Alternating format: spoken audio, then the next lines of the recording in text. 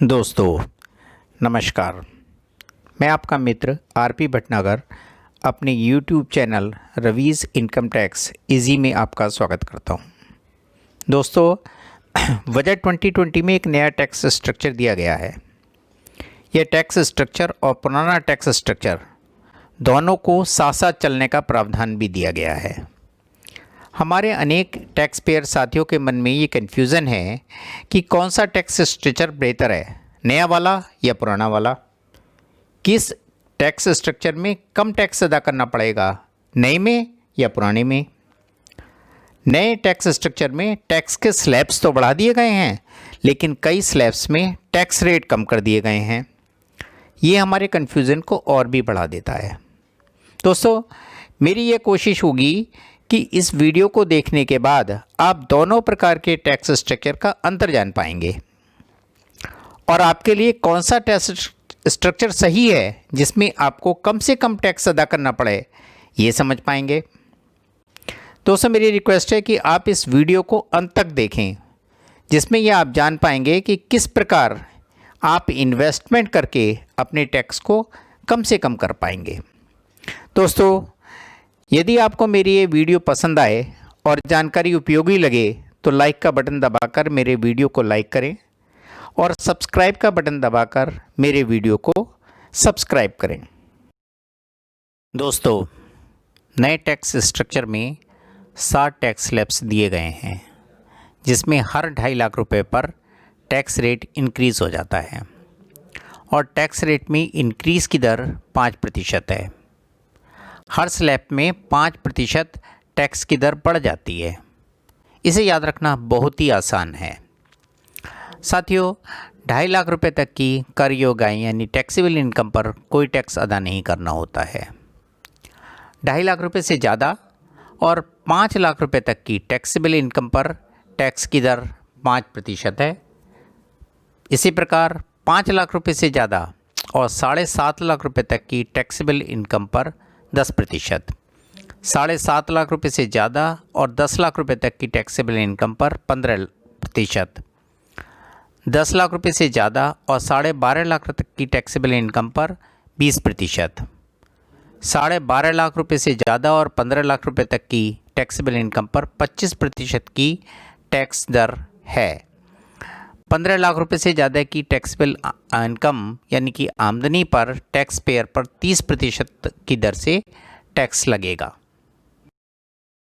जब हम नए और पुराने टैक्स स्ट्रक्चर में कंपैरिजन करते हैं तो पाते हैं कि पहले 2 स्लैब्स में कोई भी अंतर नहीं है।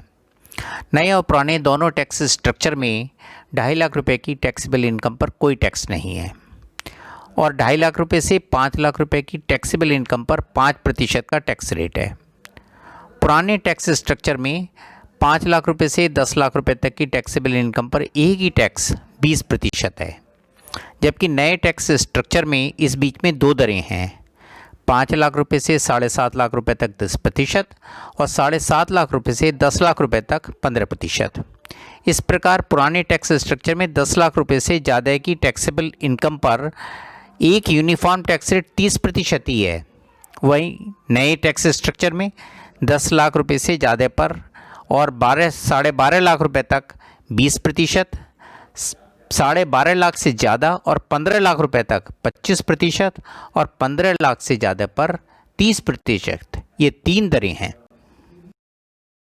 साथियों ये डिसाइड करने में कि हमें कौन से टैक्स स्ट्रक्चर का चुनाव करना है, हमें ये कुछ बातें ध्यान में ज़रूर रखनी चाहिए। जैसे नए टैक्स स्ट्रक्चर में हमें अनेक एग्जम्पशन और डिडक्शंस नहीं मिलेंगे, जैसे चैप्टर 6 के deductions, section 80C, section 80D, section 80E and so on. Loss from house property section 24, standard deductions of ₹50,000, children education allowance, entertainment allowance for government employee and employment professional tax section 16, house rent allowance अगर हम मकान किराए पर लेते हैं, leave travel allowance, conveyance, amount paid by an individual to any insurer for purchasing or to keep in force an insurance on the health of self, spouse, dependent, children or parents. 80 TTA deduction in respect of interest on deposit in saving account and 80 TTB deduction in respect of interest on deposit to senior citizen etc. ये कोई exhaustive list नहीं है। इसकी जो exhaustive list है मैं आपको अपने अगले वीडियो में दूंगा। सैलराइड एम्प्लॉय और पेंशनर को फाइनेंस ईयर 2021 में रिटर्न दाखिल करने से पहले ही अपना टैक्स स्ट्रक्चर चुन लेना चाहिए। सैलराइड एम्प्लॉय और पेंशनर अपने इस डिसीजन का प्रयोग, इस अपने डिसाइड करने के अधिकार का प्रयोग हर फाइनेंस ईयर में कर सकते हैं। इसके अलावा नया टैक्स स्ट्रक्चर ऑप्शनल है और उसे पुराने टैक्स स्ट्रक्चर के साथ साथ चलना है जहां सारे एग्जम्पशंस और डिडक्शंस अवेलेबल हैं। सेक्शन 87A के लाभ दोनों टैक्स स्ट्रक्चर में मिलते हैं। 87A के लाभ दोनों टैक्स स्ट्रक्चर में मिलते हैं। टैक्स पेयर को हर फाइनेंशियल ईयर में साल के शुरू में ही गणना करके निर्णय कर लेना चाहिए कि वह किस टैक्स स्ट्रक्चर में जाना चाहता है और उसी के अनुसार अपना इन्वेस्टमेंट भी करना चाहिए।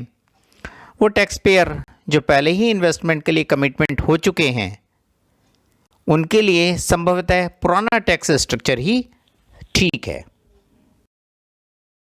साथियों, इसको एक उदाहरण के द्वारा देखते हैं कि कौन सा टैक्स स्ट्रक्चर फ़ायदेमंद है, नया वाला या पुराना वाला। मिस्टर राम एक वेतनभोगी कर्मचारी हैं जिन्हें 50,000 रुपये माह वेतन मिलता है।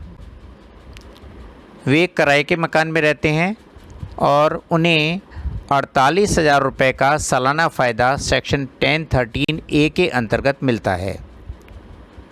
वो 5,000 रुपये महीना धारा 80C के अंतर्गत किसी टैक्स सेविंग इंस्ट्रूमेंट में निवेश भी करते हैं।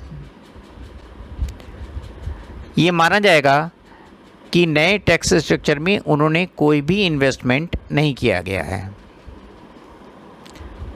राम की सालाना आय 6 लाख रुपए होगी, जिसमें से पुराने टैक्स स्ट्रक्चर के कारण धारा 1013A स्टैंडर्ड डिडक्शन और सेक्शन 80C का इन्वेस्टमेंट निकालकर टैक्सेबल इनकम करीब 4,42,000 रुपये होगी।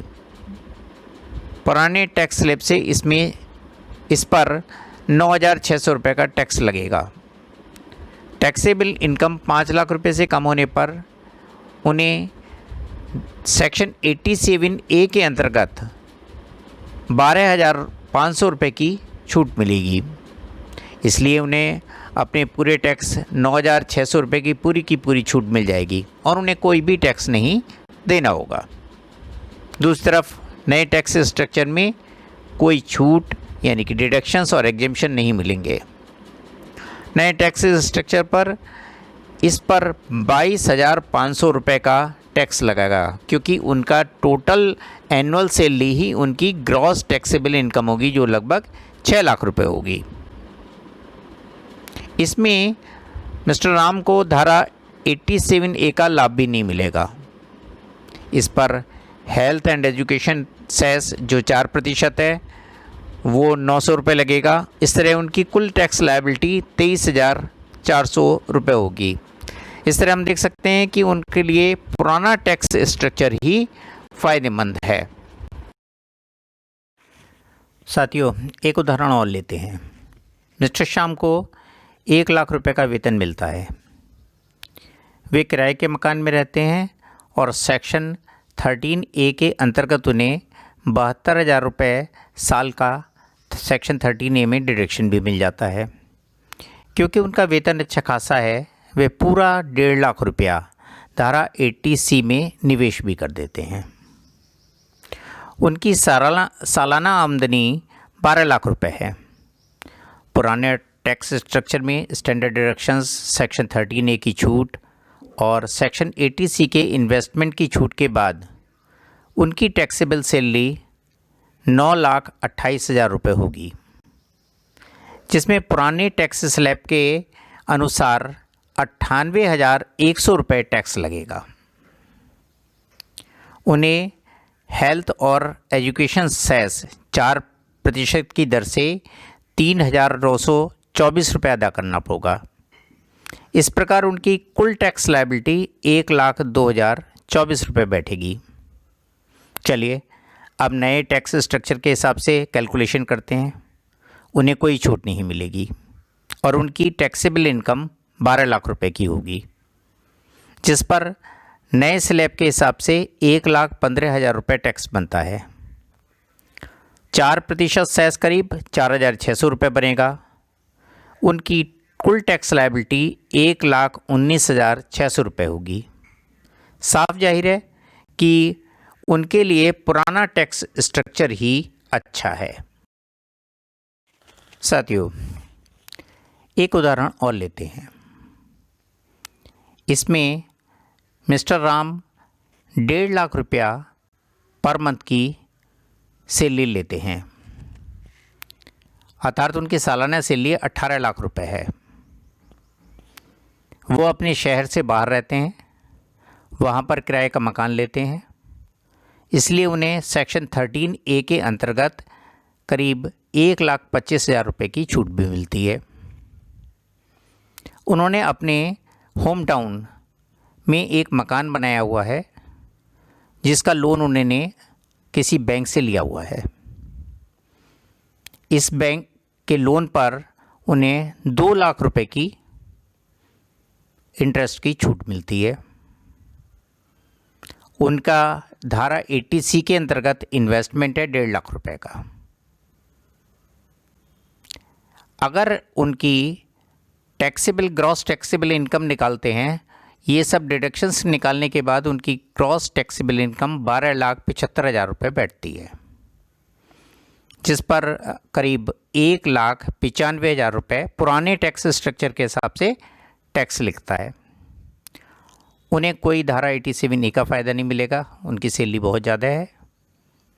4% की दर से हेल्थ एंड एजुकेशन सेस लगेगा, जो 7,800 रुपये है। इस तरीके से उनका जो कुल टैक्स पेबल टैक्स होगा वो 2,02,800 रुपये होगा। अब देखते हैं इनके नए टैक्स स्ट्रक्चर में। नए टैक्स स्ट्रक्चर में इन्हें कोई छूट नहीं मिलेगी।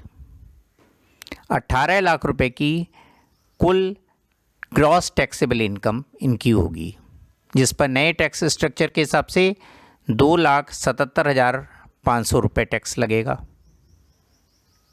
हेल्थ एंड एजुकेशन सेस 4% की दर से 11,100 रुपये लगेगा। इनका कुल टैक्स 2,88,600 रुपये बैठेगा। इस हिसाब से भी हम देखते हैं कि इन्हें पुराने टैक्स स्ट्रक्चर में फ़ायदा है, नए टैक्स स्ट्रक्चर से इन्हें कोई फ़ायदा नहीं हो रहा है। साथियों, हम ये पुराने उदाहरण में देखेंगे, मिस्टर राम बाहर रहते थे। अब इसमें मिस्टर राम जो 1.5 लाख रुपये पर मंथ की सैलरी प्राप्त करते हैं, वो अपने होम टाउन में रहते हैं और इसीलिए उन्हें सेक्शन 1013A का कोई फ़ायदा नहीं मिलता। उन्होंने कोई मकान नहीं बनवाया, बैंक से लोन नहीं लिया, इसलिए उन्हें house property, loss on house property का भी फ़ायदा नहीं मिलता। लेकिन उन्होंने अपना सेक्शन 80C के अंतर्गत पूरा इन्वेस्टमेंट किया हुआ है 1.5 लाख रुपया। उनकी टोटल एनुअल सैलरी है 18 लाख रुपए। स्टैंडर्ड डिडक्शंस और डिडक्शंस अंडर 80C के अंतर्गत हटाकर उनकी ग्रॉस टैक्सेबल इनकम आती है 16 लाख रुपए, जिस पर उन्हें 2,92,500 रुपये टैक्स देना पड़ता है।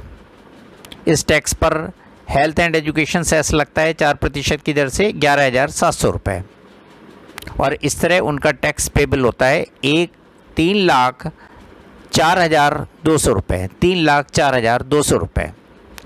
अब अगर नए रेजाइम में देखें तो उन्हें स्टैंडर्ड डिडक्शंस और सेक्शन 80C का फ़ायदा नहीं मिलेगा, उनकी ग्रॉस एनुअल सैलरी 18 लाख यानी कि 18 लाख है, वही उनकी ग्रॉस टैक्सेबल इनकम होगी। उस पर टोटल टैक्स लगेगा 2,77,500 रुपये। हेल्थ एंड एजुकेशन सेस 4% की दर से 11,100 रुपये। इस पर जो टोटल टैक्स पेबल होगा 2,88,700 रुपये होगा। इसका मतलब कि ओल्ड रेजाइम में उनको ज़्यादा टैक्स देना पड़ा।